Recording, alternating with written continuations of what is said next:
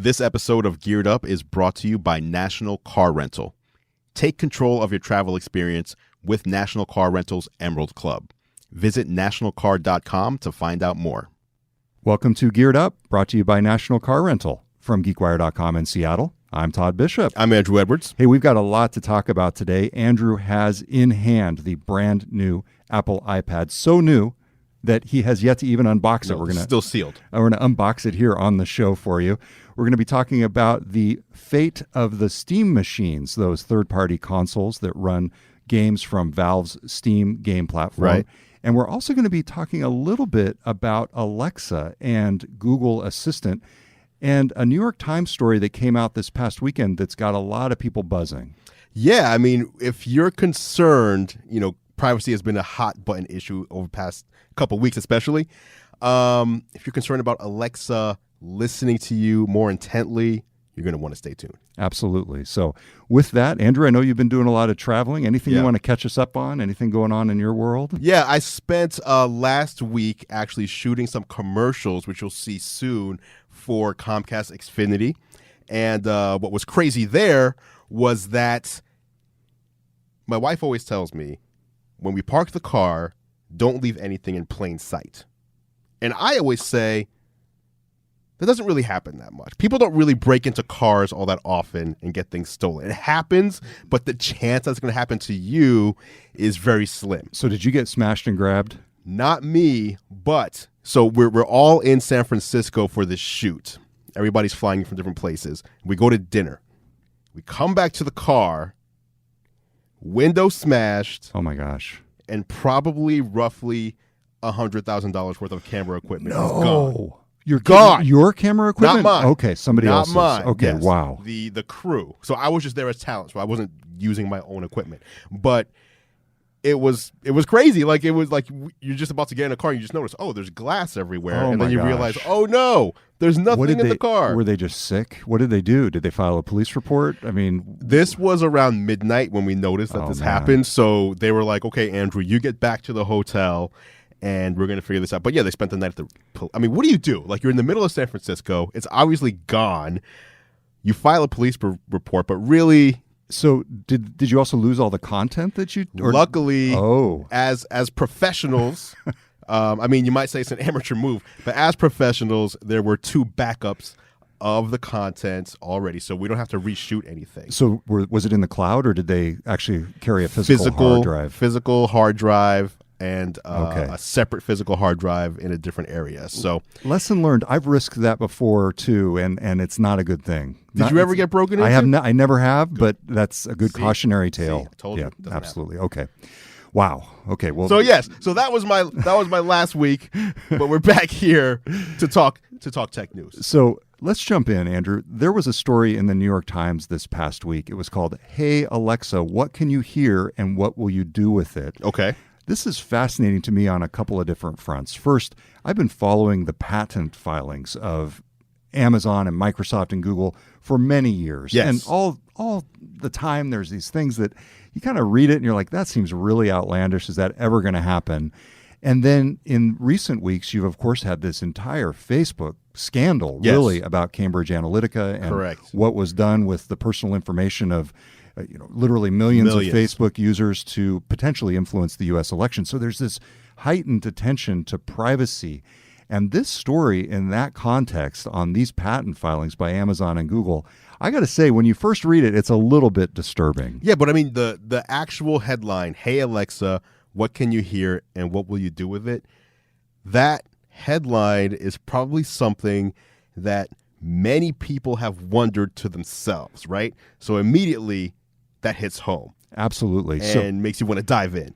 So just a couple examples. The general theme is that these patents lay out the potential for the smart speakers in our homes, which are theoretically at least just listening for a wake word, for example. That's what every company says is the use. They listen ambiently, and when they hear the wake word, that's really when they kind of activate and listen actively. Absolutely. So one example, though, in the patents of the potential for this technology was the idea that Alexa would listen And she would hear a phone call between two friends, and it could result, for example, in one receiving an offer for the San Diego Zoo and another seeing an ad for a Wine of the Month membership. Right. And of course, this is also the suspicion with a lot of the Facebook ads that you get in the microphone. And Yes. and I know that has been debunked by various podcasts out there in terms of the ad targeting from ambient noise. But the fact is, clearly these companies are thinking about this. And there is at least the potential technologically to do things like, for example, one application details how audio monitoring could help detect that a child is engaging in mischief by using speech patterns and pitch to identify a child's presence and then try to sense movement while listening for whispers or silence, and even program a smart speaker to provide a verbal warning. I mean, Whoa. these patents are crazy. And I guess I always look at these patents and think, never going to happen. But now you look at them and go, whoa, what if it could happen? So let me ask you this, because a lot of times these companies file patents where the technology never really sees the light of day, and Right. some people don't understand why. Why would a company create a patent like this, if not to use it? I mean, obviously they thought of it and they took the time and money and energy to say, let's make this an official thing, at least an official patent. From what I understand about the way this process works inside technology companies, in some cases, the engineers are rewarded for the number of patents that their work results in. And so there are attorneys on staff who are basically just there to listen to the developers describe what they're doing or what they're thinking about, what they've created or what they have sort of on the drawing boards, and turn it into a patent filing. And in some respects, it's defensive. So on the off chance that someday Amazon wants to go this direction and suddenly consumer privacy concerns are such that this is acceptable to people, they want to have protected their right to do it from an intellectual property perspective. Right. And it seems really wonky and legalistic, but ultimately that's what a lot of these companies do, right or wrong. Yeah, absolutely. So with the active listening and the different examples that this article gave, what's the feeling you get about the future? It's creepy. It's creepy. And here's the thing. I look at these patent filings and I think they're a window into at least the minds of the people who Yes. are creating the technology Yes. that we use. Not necessarily the actions or the active projects, but this is what they're thinking about. And in that respect, I understand the alarm. In practical terms, I think this does feed into a little bit of a frenzy that's happening right now over the entire privacy issue. Sure. Some of it very justified. Parts of it, I think, a little bit overblown. In this case, I don't think that there's a risk short term that you're going to be targeted with an ad based on the fact that somebody saw a T-shirt or a camera sensed the T-shirt on the floor and wanted to target an ad to you. Some of the examples in these patents are pretty outrageous. So what do you think about, this kind of, we're talking about Apple later, obviously with hardware, but Yeah. what do you think about the whole Apple mindset? Like, Yeah. a lot of people talk about whether you're an Apple fanboy or you hate Apple, but in the privacy realm, Yep. it seems to me that if you're concerned with your privacy and data, until some other proof is shown to the opposite, Apple is the company to go with for your smartphone, for your computer, and for your smart speaker if you just want to use a service without your data being used. I don't want to say against you, but being used to target you in other ways than you don't wish it to be used for. This was a fascinating part of this entire Facebook issue where you saw Yeah. Tim Cook Yes. go on to a TV interview, I believe, with CNBC and Recode, where he said, look, this is the price you pay for being the product yourself. Right. If you are not paying for the service, you are yourself the product that Facebook is selling to advertisers. And I know Mark Zuckerberg objected to that entire line of reasoning. What do you think of that objection? It's true. Well, no, I thought the objection, I think both of them are right. I think both of them are Interesting. basically staking their claims on their particular business models. The thing with Apple is you're paying a premium for that. So you're Yes. basically, as a consumer, you have to make the choice. Am I willing to, in the case of Google, for example, on the Chromebooks, play into an advertising-based model and get a much cheaper device. And I realize it's not that black and white, but certainly you are able to take advantage of the fact that Google's main business model is not selling devices, it's getting advertising based on search. And so they want to get you in, and so they sell you cheaper devices. With Apple, you're paying a premium because they don't make money in a lot of other ways. Now, they have services and all those sorts of things that are increasingly providing extra revenue, but their business is about hardware. Right. And selling hardware. And so you're basically, I think the important thing as a consumer is to understand the difference and make your choice with knowledge. I want to know, though, Andrew, how do you feel about this? Because you are immersed in the tech way more than I am, actually. I mean, you're the one who has the new iPad sitting here on the table. Are you concerned at all about the privacy issues? And have the past 2 weeks changed your view at all?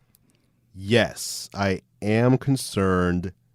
I used to not be. So I used to not even think about it. Yeah. Until people started bringing it up. And then I was like, no company's going to use your data that way. Why would they do that? Very naive. But then it's unique because what I do for work is basically act as a public figure within the tech world. And in some cases, or in many cases, depending on who you are and your age range and how fanatic you are about different things I talk about, some people see me as a bona fide D-list celebrity, right? So it sounds ridiculous. Quote of the week. It is ridiculous, but it makes me realize, there are people who want my home address. Hey, I'm going to be in Seattle. Can I come to your house? What? Yeah. You watch me on YouTube and, you think you have a rapport with me just because you watch me so often that you think do. Come on, people on YouTube. Yeah, that's great. But when it comes to people saying, they want to come to my house or they want to send, can I send a care package shit? Like the people wanting my home address or people DMing me on Twitter saying, hey, I found your home phone number. Can I call you something? Like, then it becomes to me like, okay, I have to take my privacy more seriously because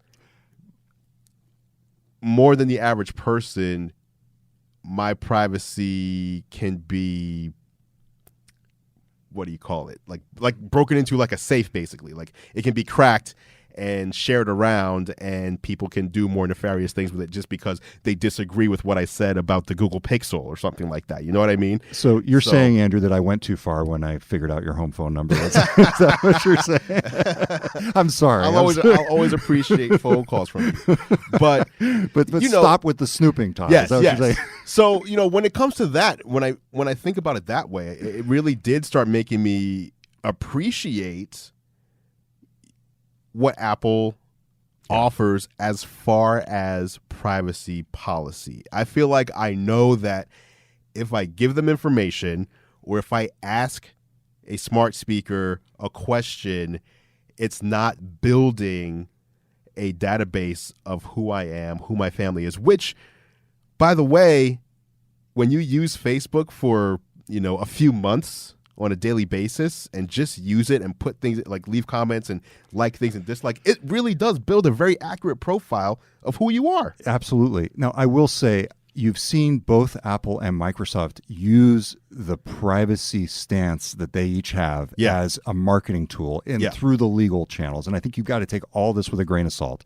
Apple with the San Bernardino shooting and their stance, Microsoft with their stance against the U.S. Justice Department about the Hotmail account overseas in Ireland, where that case went all the way to the Supreme Court with them trying to basically protect their customer data. I think there's a lot of grandstanding going on. Now, I do think there's a grain of truth in all of it, but you have to be careful that Tim Cook was very opportunistic in terms of his criticism of Facebook and his use of that situation to make the point that you're making right here. That is true. However, he has been making that point for ever since he became CEO. That it's almost as if Steve Jobs was the innovator CEO and Tim Cook is the privacy protection. That's his thing. That's his legacy. His legacy isn't I'm the genius mastermind. His legacy is we want to protect our customers' data above all else, it seems. Yeah. Well, it's a fascinating discussion. At the very least, I think you got to read the New York Times story if you have not read it, and take this with a grain of salt as well. But again, it is called, Hey Alexa, what can you hear and what will you do with it? For the record, both Apple and Google commented in the story and said, yes, we know our patents say this. No, we do not plan to do this. Okay, That's fair the enough. gist. Fair enough. We will drop the link to that article in the show notes. Absolutely. All right, you're listening to Geared Up. We will be right back with a hands-on with the brand new Apple iPad, or at least an unboxing. Yeah. Stay tuned. We'll be right back. A big shout out to National Car Rental for sponsoring this week's episode of Geared Up. Hey, Road Warriors. The latest tech puts me in the driver's seat every time I travel. Control your travel experience with National Car Rental's Emerald Club. You can bypass the counter and choose any car on the aisle, so you have more time to listen to Geared Up to find out what's going on in the world of consumer electronics and gadgets. Go national, go like a pro. Check them out at nationalcar.com. Subject to availability and other restrictions. Requires enrollment in the complimentary Emerald Club. Welcome back to Geared Up from GeekWire.com in Seattle. I'm Todd Bishop. I'm Andru Edwards. It is time for the National Car Rental Story of the Week. A big thanks to National Car Rental for sponsoring Geared Up. Yes, go national, go like a pro. Be sure to check out my show, Technically Speaking, which you can find at nationalcar.com's Control Center or youtube.com/nationalcarrent. On Technically Speaking, I bring you the latest tech and gadgets geared towards business travel. So if you travel, whether it's business or personal travel, and you want the best tech to make your travel easier or more efficient, Technically Speaking is for you. The latest tech puts you in the driver's seat of your travel experience. National Car Rental's Emerald Club will keep you there. I really like Technically Speaking. I got to see a behind-the-scenes Yes, recording you of did. that. It was super impressive. Much bigger crew than we have here on Geared Up, Andrew. Yes.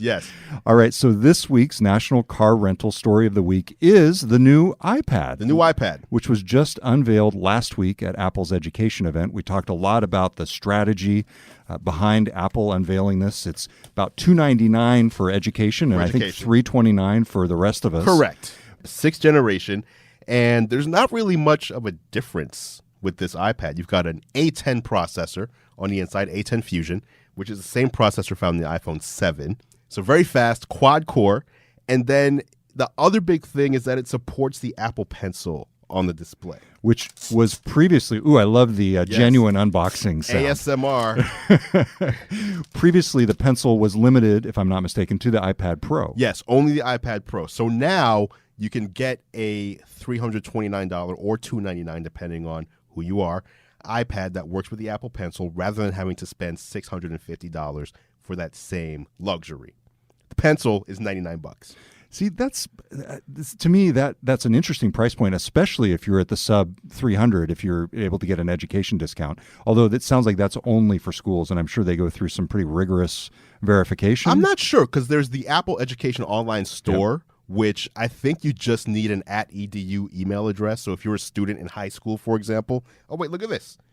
So we turned on that iPad. Oh, interesting. And on my iPad Pro, which I've had for 6 months or so, it came up saying, set up new iPad, and I could just tap continue, and it'll just transfer wirelessly all my settings and apps. Which is interesting because this iPad is not yet on the Wi-Fi. So this is happening somehow over Bluetooth, yes, I would over presume. Bluetooth, yes. And I've noticed that. This is not a new experience Right. for me, but it's always somewhat magical. It is. When it happens. It is.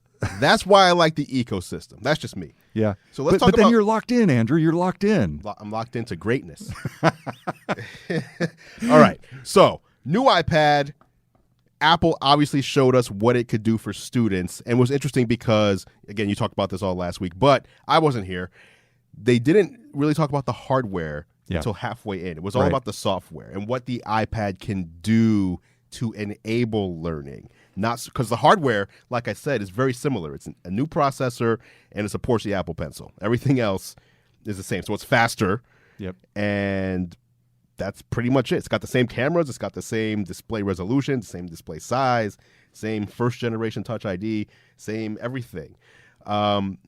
What do you think, though? Is this something you would buy? Oh yeah, absolutely. So I currently use in the office an iPad mini, and in fact, it's gone missing in our move. I should point that out. But so I may end up getting one of these for the office, and at this price point, it's not that bad. It seems like the iPad has gone down in price over the years. Absolutely. And so it starts to get in the realm of something that's reasonable.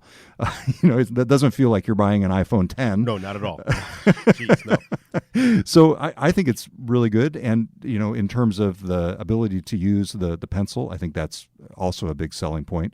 It is interesting though; you're getting into these incremental upgrades in a lot of these devices and technologies. I mean, you just said not a lot new, Right. And so it's hard to get really excited about it. It almost is like it reaches the point of maturation and they start to just make subtle tweaks. And so I don't know how you approach that. Do you end up buying each generation yourself, Andrew? So the change in features isn't big, right? 2 different features, the processor and the Apple Pencil support. However, the Apple Pencil support, despite being just one feature, really does make it a different device. It really, especially if you need to take notes, if you need to draw, if you need to use the pencil as your tool to, when they show dissecting a virtual frog in AR, that kind of stuff, or even AR itself, because you need the A10 processor for a lot of the AR stuff. So when you think of it that way, it's not so much here's these 2 small features and that's all they added. It's really here's these 2 features and here's everything those 2 features allow you to do here that you couldn't do before. It's about unlocking capabilities through the additional technology. Yes. So that being said, there's still this device here, the iPad Pro, right? This one costs roughly twice as much. And Apple didn't mention this one at all in their event because they really wanted to focus on the standard iPad. Some people are wondering, can you do real work on an iPad? Is the iPad enough to even forego carrying your laptop around with you? And that's where I think it may fall short, not from the student perspective, but for a professional perspective. The iPad Pro, even just putting it next to each other, you can see the display is much nice. It's larger, but also it's a nicer display. It's laminated to the glass. This has an air gap between the glass and the display. You can see it. Yeah, the display is just right there. It's much more powerful. It's got 4 speakers that no matter how you hold it, you've got stereo sound. This only has 2 speakers. Better cameras on the iPad Pro. You've got a flash on the iPad Pro. And you've got the smart connector. And this is what I thought Apple was going to put on the regular iPad because they're talking about students. So for this, you cannot use Apple's keyboard. For the original, or for the new iPad. Entry-level iPad. You can't use Apple's keyboard. And you would think as a student you want a keyboard. Yeah. Right? That's why Chromebooks aren't just cheap. They're also the form factor, as you mentioned last time, the form factor you expect is like a laptop. Yep. Students don't want to tap on glass to do type. I'm not going to type a report on this. So you got the smart connector. What does that allow you to do? The smart connector allows you to connect to Got it. this keyboard. So that's only available on the iPad Pro. That's correct. So what do you do on the new iPad? You have to buy like a Bluetooth keyboard or a Belkin add-on, or it's just not. You have to put it in something. So you're basically giving something up for the lower price. Yes, I mean Okay. which is always the case. Right. But I mean, it seems like a miss if you're targeting students to not have a built-in method for them to add a keyboard. Yeah. Okay. Well, that is the new iPad. It sounds like overall for the price, though, you think it's a good deal. For $329, I mean, iPads started at $500 with, 8 gigs or something like that. So, yeah, $329 or $299 if you're a student, you can't beat that. All right. Well, hey, one last story that I wanted to talk about because I was there for the launch of these things in the video game realm. Are you a big user of Valve and the Steam platform for I PC use games? Steam, but I don't game on PCs anywhere near as much as I game on a PlayStation or an Xbox or a Nintendo Switch, by far. Now, that is really interesting because what Valve was trying to do with the Steam machines, which we're talking about, was essentially move into the living room and be a more credible competitor to Nintendo, Right. Sony, and Microsoft with the Xbox, the PlayStation, and now with the Switch. These were third-party machines from a variety of different console makers, the hardware makers, and the whole idea was PC makers. PC makers, Yeah. right. It basically tapped into the Steam platform. What happened over the weekend was people noticed that the references to the Steam machine in the Valve hardware section on the Steam site, Just vanished. they disappeared. And this is sort of the latest piece of evidence that Valve is at least backing away from Yeah. this kind of hardware approach. There are other things. They have a different device that allows you to essentially stream your game to your living Steam room Link. console, and so that is an alternative. One of our contributors, Tim Ellis, who's been on the show before, is a big fan of that. So you could see Valve supporting that instead. But it's really interesting to me in that PC games have had such a hard time cracking the living room, and it feels like this is just the latest piece of evidence. Of Why? that. Why do you think that is? I think PC gamers love the mouse. I think, obviously Valve had their Steam controller, and that actually has continued to sell well, according to reports. Yeah. But there's something to be said for a mechanical keyboard and a precise mouse and the ability to play your game that way. To me, playing with a joystick on your living room couch is a different thing, and I think it's just naturally the realm of the Xbox, PlayStation, I and agree. Nintendo. I agree completely. Okay, so that's it. That's it. No It's argument gone. at all, Andrew? No. Come on. No. All right. So with that, be sure to check out our story on the Steam machines on geekwire.com. Also, be sure to check out Andrew's YouTube channel at youtube.com/gearlive. Yes. And check out GeekWire at geekwire.com. We've got all sorts of coverage there of all the tech news, business news, and everything you want to hear about. And don't forget, subscribe to Geared Up Yes. on Apple Podcasts. We are going to be at some point shifting Geared Up into its own dedicated feed. You can do Yes. that now. You may hear it now in the broader GeekWire podcast feed. We're going to be shifting it into its own feed. So be sure to subscribe to Geared Up now so you don't miss an episode. Yes, please. All right. And once again, a big thanks to National Car Rental for sponsoring this show. Until next time, I'm Todd Bishop. I'm Andrew Edwards. We'll talk to you next time on Geared Up.